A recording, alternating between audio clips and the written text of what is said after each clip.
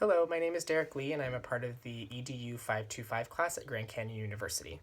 In this video, I'm going to be discussing the dispositions of learners, and I'm going to also be talking about the strengths and the weaknesses that I have and strategies on how I can improve. First of all, in my fieldwork and in the after-school program that I work at, it has really helped me to discover my own strengths and weaknesses. My teaching philosophy as a future educator and as an after-school teacher is to provide an environment for my students that promotes exploration and learning in a way that is free from bias and judgment. So because of this philosophy that I have, I feel that my strength is curiosity. In the after-school program that I work at, the activities that I'm required to plan for the children really do promote creativity and exploration and are very open-ended. So I pay attention during the week to the things that the children are including themselves in, as well as conversations that they're having, so that I can include those aspects into what I plan for them to make sure that they're getting the most out of my activities and really engaging themselves. I also try to not answer any question directly. I usually respond with a question first so that it really is sparking more curiosity in the children, and it also promotes collaboration with their peers, which increases their critical thinking and problem-solving skills. In addition, the activities that I provide are more about the process and not the product that's being made, and that also can really spark creativity and curiosity because they're creating something completely original that's from their own mind. Secondly, the thing that I can improve on is going to be the area of respect for diversity of others.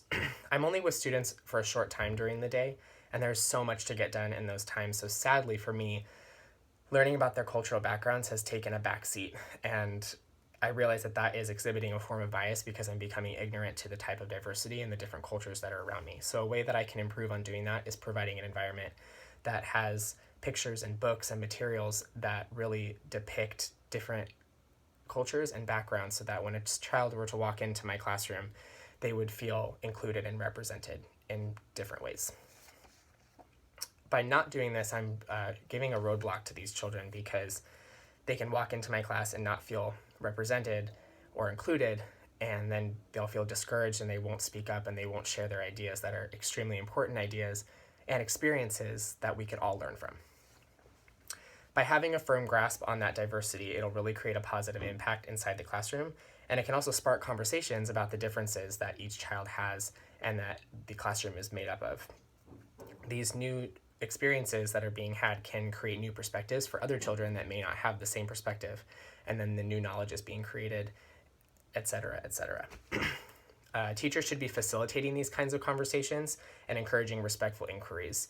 So they should be making sure that each student is given the same chances and the same opportunities to ask questions.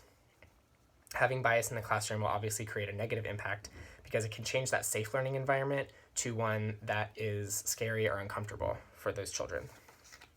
Maintaining a safe learning environment can happen in a few ways. One of them is for me to understand that diversity is all around me. No matter where I look, I'm not going to be able to avoid that children are diverse and the world is diverse. Also, by choosing appropriate inclusive materials and using appropriate and inclusive language as well, I'll be able to make sure that each child feels represented and that they have an equal opportunity to learn inside my classroom. Another point is that bias can hinder my strength that I mentioned earlier of curiosity, because if a child wants to explore his or her cultural background, or even one that they may not know about from another student or something that they heard about, and I don't have that knowledge to help them, I'm providing a disservice for them. As far as self-assessment and student data, observation and student data really provide a clear picture of the strengths and weaknesses that are within a child. So some children may need more challenges and others may need more assistance. So teachers need to be able to enhance or modify the curriculum and the lesson plans and their teaching strategies to really make sure that every child is getting the best education possible. This kind of data will ensure that students will meet their educational goals, which, as we all know, is the main goal of being a teacher.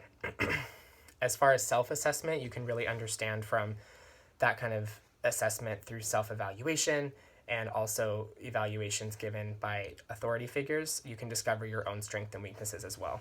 Using those outside perspectives can really shed a new light and help one improve as a teacher.